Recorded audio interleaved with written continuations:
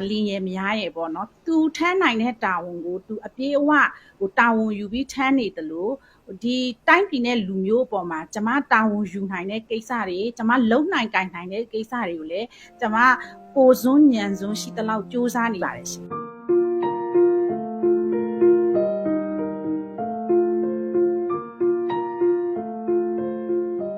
မင်္ဂလာပါမနှင်းစာဖြူရေမင်္ဂလာပါရှင်ဂေါရမီရင်ခွင်မဲ့ကလေးများဂေဟာကိုဘလို့စိတ်ကူးနဲ့စပြီးတီထောင်ပြစ်တာလဲရှင်လွန်ခဲ့တဲ့6လလောက်ကပေါ့နော်ဒီကြောက်တော်မြို့နယ်ထဲမှာဒီကလေးတယောက်ကိုမွေးစားဖို့အတွက်ဈေးထဲမှာလိုက်ရှာနေတယ်ဆိုတဲ့သတင်းတစ်ပုဒ်ကိုဖတ်ပြီးနောက်ပိုင်းမှာပေါ့ကျွန်မကဒီဂေဟာကိုဒီရင်ခွင်ပြောက်ကလေးတွေအတွက်အခြေအနေပေးသည်ဖြစ်စေမပေးသည်ဖြစ်စေတီထောင်တော့မယ်ဆိုပြီးတော့ဆုံးဖြတ်ချက်ချပြီးတော့ဒီဂေါတမီရင်ခွင်ဆိုတဲ့ရင်ခွင်ပြောက်ကလေးတွေစောင့်ရှောက်တဲ့ဂေဟာကိုတီထောင်ဖြစ်ခဲ့တာပါရှင်ဒီဂေဟာကိုရောက်လာတဲ့ကလေးတွေကလေဘလို့အခြေအနေနဲ့ရောက်လာပြီးတော့အသက်အရွယ်အားဖြင့်ရောဘယ်လောက်ရှိလဲရှင်အခြေအနေအမျိုးမျိုးပါပဲတချို့ကလေးတွေကကြတော့ဒီစစ်ပွဲအတွင်းထဲမှာမိဘနှစ်ပါးလုံးကိုသူတို့ဆုံးရှုံးလိုက်ရတယ်သူတို့ကျွေးမွေးဆောင်ရှောက်ပြုစုပေးဖို့သူတို့မှာဆွေမျိုးသားချင်းကြီးမားမားမရှိဘူးတချို့ကလေးတွေကြတော့လေအဖေရှိတယ်ဒါမှမဟုတ်အမေရှိတယ်ပေါ့ဒါပေမဲ့အဲ့ဒီအဖေအမေဒီကလေးကိုလူလားမြောက်အောင်ကျွေးမွေးနိုင်မဲ့အခြေအနေမရှိဘူးပြုစုပေးနိုင်မဲ့အခြေအနေမရှိဘူးအဲ့လိုမျိုးအခြေအနေတွေလည်းရှိပါတယ်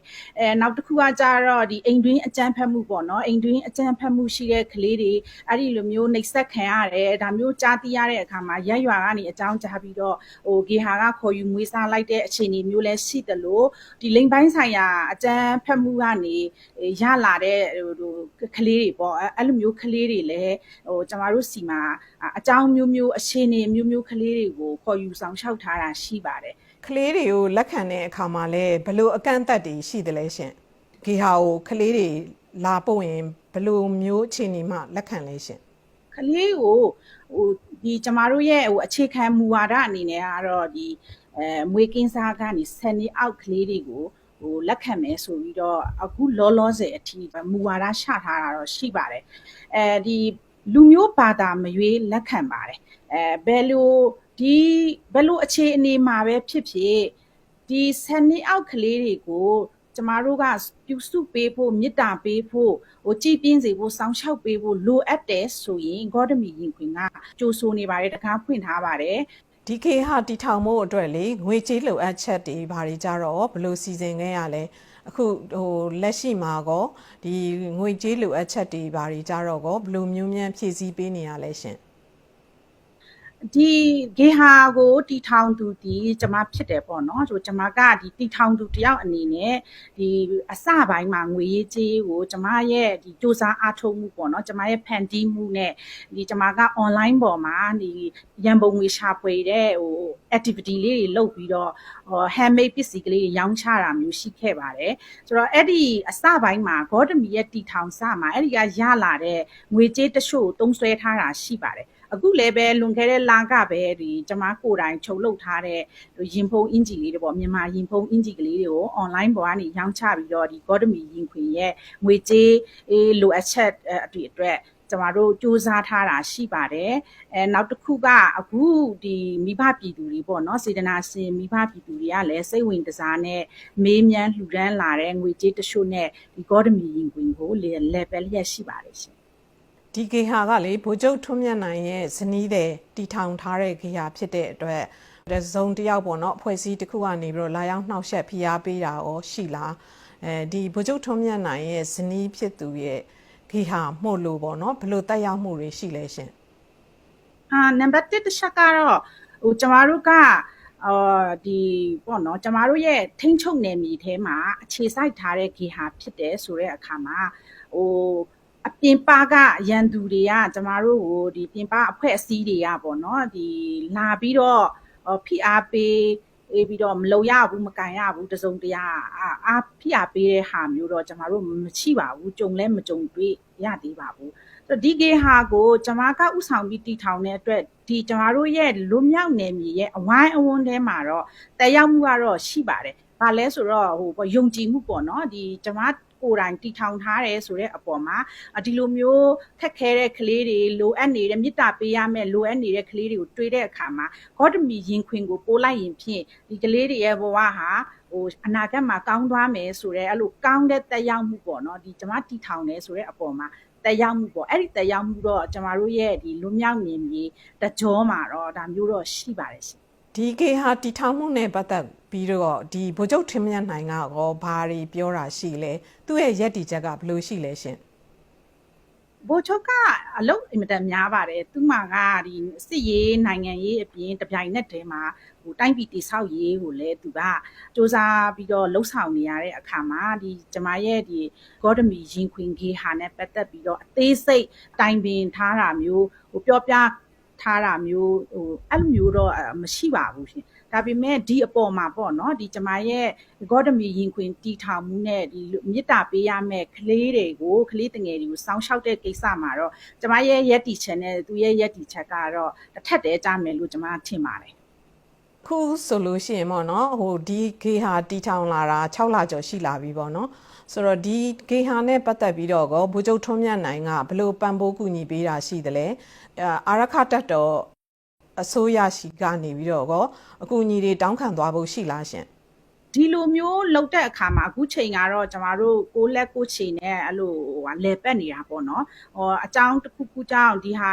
လူတွေများလာမယ်ဒါမှမဟုတ်ကျမတို့စီကိုပို့ဆောင်တဲ့ကလေးတွေအရေးအတွက်များလာမယ်လိုအပ်လာမယ်ပေါ့ဂေဟာရဲ့နေရာဘာညာစသည်ဖြင့်လိုအပ်လာမယ်ဆိုရင်တော့ဒီကျမတို့ကလည်းကျမကလည်းဒီအစိုးရစီကနေလိုအပ်တဲ့အကူအညီလေးတွေတောင်းခံဖို့တော့ရှိလာမှာပေါ့နော်ဒါကတော့အနာဂတ်မှာဒါမျိုးလည်းဖြစ်လာနိုင်ပါတယ်ရှင်ဒီလိုမျိုးရင်ဝင်မဲ့ကလေးတွေအတွက်ပေါ့နော်ဂေဟာတီထောင်တဲ့အခါမှာမနှင်းစဖြူအနေနဲ့ပေါ့နော်ကိုရိုင်းရင်အုံးမကွာသွားပြီးတော့ကူညီဆောင်မကြည့်ရှုစီစဉ်ရတာစီမံအုပ်ချုပ်ရတာမဟုတ်ဘဲနဲ့အဝေးကနေစီစဉ်နေရတဲ့အပေါ်မှာရောအားမလို့အားမရဖြစ်တာတွေရှိသလားအခက်အခဲတွေရှိလားရှင်ဒီဂေဟာကိုတီထောင်သူတယောက်အနေနဲ့ပေါ့နော်ကျမစောင့်ရှောက်ထားတဲ့ကျမတို့ဒီခေါ်ယူမွေးစားထားတဲ့ကလေးတွေကိုကျမကကိုယ်တိုင်တွားကြည့်ရှင်တာမျိုးမေတ္တာပေးချင်တာမျိုးပေါ့နောက်တစ်ခုကဒီကလေးတွေရဲ့ရုပ်ပိုင်းဆိုင်ရာတိုးတက်မှုကဘယ်လိုလဲစိတ်ပိုင်းဆိုင်ရာတိုးတက်မှုတွေကဘယ်လိုရှိလဲဆိုတာကိုယ်တိုင်ကိုယ်ကြကြည့်ရှင်တဲ့ဆန္ဒကတော့ကျမမှာအများတန်းရှိပါတယ်အဲ့တော့ကျမကြည့်လဲကြည့်မှာပါတနေ့မှာကျွန်မကိုယ်တိုင်တွားမှာပါအဲ့တော့အခုအချိန်နေရတော့ဒီအဝေးကနေဒီလိုမျိုးစီမံရတဲ့အပေါ်မှာအမလို့အမရဖြစ်လားဆိုတော့ကျွန်မရဲ့တိန်းပေါ့နော်ကျွန်မမှာဂေဟာအရင်အားကိုရတဲ့ဂေဟာမှုရှိပါတယ်သူကလည်းဒီကလေးတွေအပေါ်မှာတကယ်မိခင်ရင်းနဲ့မချစိတ်ရောကိုယ်ရောအကုန်လုံးကိုရင်းနှီးမြုပ်နှံပြီးဒီကလေးတွေကိုသူစောင့်ရှောက်နေတဲ့အတွက်ကျွန်မတော်တော်စိတ်အေးရပါတယ်ပြီးတော့မြေပြင်ကတိန်းပေါ့နော်မြေပြင်ကတိန်းအပါအဝင်ဒီဂေါတမီရင်ခွင်ရဲ့အနီးတစ်ဝိုက်မှာရှိတဲ့ပြည်သူလူထုကလည်းအကုန်လုံးကအဝိုင်းဝန်းပြီးတော့ဒီကကလေးတွေအပေါ်မှာစောင့်ရှောက်ကြတယ်ကူညီကြတယ်ဆိုတဲ့အတွက်ကျွန်မအနေနဲ့ကတော့ဒီအားမလို့အားမရဖြစ်တာမျိုးတော့မရှိပါဘူးရှင်ဒီအတွက်လည်းဒီဂေဟာမှုအပါအဝင်ဂေါတမီရင်ခွင်ရဲ့မြေပြင်တိန်းတစ်ခုလုံးကိုကျွန်မကဒီနေရာကနေကျေးဇူးတင်တယ်လို့ပြောချင်ပါတယ်ဂေဟာတီထောင်ပြီးတဲ့နောက်ပိုင်းမှာရောစိန်ခေါ်မှုတွေကြုံရတာရှိလားရှင်ဒီစိန်ခေါ်မှုအနေနဲ့ကြတော့ဒီကျမတို့ရဲ့ဂေဟာမှာဒီမွေးရပါယောဂပါလာတဲ့ကလေးတချို့လည်းရှိတယ်ပေါ့နော်ဆိုတော့ဒီကလေးတွေကိုဆေးကုသမှုအတွက်ဒီဆေးဝါးတွေလွယ်ကူကူမရနိုင်တဲ့အနေအထားလည်းရှိပါတယ်ရခိုင်ပြည်ရဲ့အနေအထားကြတော့အဖက်ဖက်ကနေပိတ်ဆို့ခံထားရတဲ့အနေအထားဖြစ်တော့ဒီဆေးဝါးရှားပါတဲ့အတွက်ဒီယောဂနဲ့လိုအပ်နေတဲ့ဆေးဝါးတွေကိုရှာလို့မရဘူးရှိရင်တောင်မှအဆမတန်ဈေးကြီးနေတာမျိုးပေါ့ဒီလိုအခက်ခဲရှိပါတယ်နောက်တစ်ခုကကြတော့ဒီကာကွယ်ဆေးပါကာကွယ်ဆေးကတော့ရခိုင်တပြည်နယ်လုံးမှာရှိတဲ့ဒီကာကွယ်ဆေးထိုးရမယ့်အသက်အရွယ်ကလေးဟာကာကွယ်ဆေးမထိုးရတဲ့ကာလတစ်ခုရှိနေပြီဆိုတော့ဒီကလေးတယောက်ကာကွယ်ဆေးထိုးဖို့ဆိုတာကသူရဲ့အနာဂတ်ရှင်သန်ဖို့အခြေခံလိုအပ်ချက်တစ်ခုဖြစ်တယ်ဆိုတော့လေဒီကာကွယ်ဆေးမရနိုင်တဲ့အနေအထားအဲ့လိုမျိုးခက်ခဲတွေတော့ရှိနေပါတယ်ဒီဂေဟာတီထောင်သူတယောက်အနေနဲ့ပေါ့နော်မနှင်းစာဖြူရဲ့အနာဂတ်အိမ်မက်ကဘာများပါလဲရှင်ဒီဂေဟာနဲ့ပတ်သက်ပြီးတော့ပေါ့နော် ဟုတ်ကဲ့ဒီဂေဟာနဲ့ပတ်သက်ပြီးဆိုရင်ဒီဂေဟာမှာရောက်လာတဲ့ကလေးတွေပေါ့ဟိုအကြောင်းမျိုးမျိုးပုံစံမျိုးမျိုးနဲ့ဘလို့အခြေအနေကြောင့်ရောက်လာတဲ့ကလေးဖြစ်ပါစေကျမတို့စီကိုရောက်လာတယ်ဆိုရင်ကျမတို့ကဒီကလေးတွေကိုကလေးတွေရဲ့ရပိုင်ခွင့်အခွင့်အရေးအပြည့်အဝနဲ့မေတ္တာအပြည့်အဝနဲ့ပေါ့နော်ဒီမိခင်ရင်းနဲ့မချစောင်းလျှောက်သွားမယ်လုံလုံရှုံရှုံကြည်ပြင်းစေမယ်ပေါ့အဲ့လိုမျိုးတော့ကျမကပြောထားသလိုဒီဂေဟာမှုအပါဝင်ဂေဟာမှာရှိနေတဲ့ဝန်ထမ်းတွေကိုလည်းဒီလိုမျိုးကျမတို့ကရည်ရွယ်ချက်ဒီလိုရှိတယ်ဆိုတာမျိုး sharing ပြောထားတာမျိုးရှိပါတယ်ဆိုတော့ဒီရောက်လာကိုဒီရောက်လာတဲ့နေကနေသူတို့ဘဝရှေ့အနာဂတ်သူတို့ကိုယ်တိုင်ရက်တည်နိုင်တဲ့အခြေအနေအထိရုပ်ပိုင်းဆိုင်ရာစိတ်ပိုင်းဆိုင်ရာတွေကြမ်းခိုင်ပြီးတော့သူတို့ရဲ့ဘဝကိုသူတို့တီထောင်နိုင်တဲ့ကလေးလူတော်လေးတွေဖြစ်တဲ့အထိကျမကတာဝန်ယူပြီးတော့ဒီဂေါတမီရင်ခွင်အနေနဲ့တာဝန်ယူပြီးတော့ပြုစုဆောင်ရှောက်သွားဖို့ကြီးမားမားရည်မှန်းချက်အိမ်မက်တော့ရှိပါတယ်ရှင်အခုလက်တလုံးမှာလေကလေးမွေးစားတွေကိုလွတ်ဆွန့်ပြစ်မှုတွေရင်ဝင်မဲ့ဖြစ်သွားတဲ့ကလေးတွေလည်းအများပြားရှိလာတယ်ပေါ့နော်ဆိုတော့ဒီကိစ္စနဲ့ပတ်သက်ပြီးတော့မနှင်းစာဖြူအနေနဲ့လူထုကိုဗာမြန်ပန်ကြားလို့လဲရှင်ဟုတ်ကဲ့ဒါကတော့အကြောင်းတွေအမျိုးမျိုးပေါ့နော်လူတွေမှာအခြေအနေဖြတ်တန်းပုံတွေဘဝဖြတ်တန်းပုံတွေရက်တီချက်တွေလည်းမတူကြတဲ့အခါမှာအကြောင်းမျိုးမျိုးအခြေအနေမျိုးမျိုးနဲ့မိဘမဲ့ဖြစ်သွားတဲ့ရင်ခွင်ပြောက်ကလေးတွေရှိတယ်လို့မိဘရှိတော်ညာလဲသူတို့ရဲ့အခြေအနေကြောင့်စောင့်ရှောက်ဖို့မဖြစ်နိုင်တဲ့ကလေးတွေကတော့ရှိနေမှာပါပဲဒီဟာကတော့ရှောင်လွဲလို့မရတဲ့ပြဿနာတွေပေါ့နော်ရှောင်လွဲလို့မရတဲ့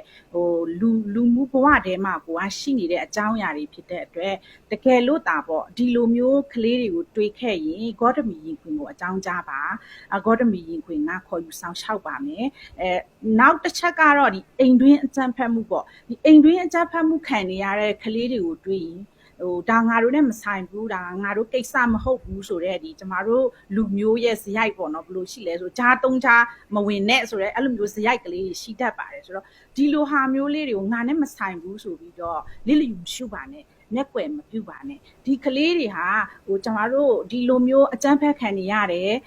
အဲ့လိုအခြေအနေကြုံတွေ့နေရတဲ့ကလေးတွေရှိတယ်ဆိုရင်လေဒါဟာငါတို့နဲ့ဆိုင်တယ်ဆိုပြီးတော့အရေးတယူလုပ်ပြီးတော့သက်ဆိုင်ရာကိုတိုင်ကြားအားတာမျိုးအရေးဒီကျူးလွန်သူကိုပေါ့နော်ဒီတိုင်ကြားတာမျိုးလုပ်ပါပြီးတော့တကယ်လို့ဒီကလေးတွေကိုဂေါတမီရင်ခွင်အနေနဲ့ဖြစ်စေတခြားဒီလိုဆောင်ရှောက်တဲ့အဖွဲ့အစည်းတွေအနေနဲ့ဖြစ်စေရလဲမေတ္တာတရားလေးနဲ့ပြန်ပြီးတော့သူတို့ရဲ့ဘဝတွေရှင်သန်လာအောင်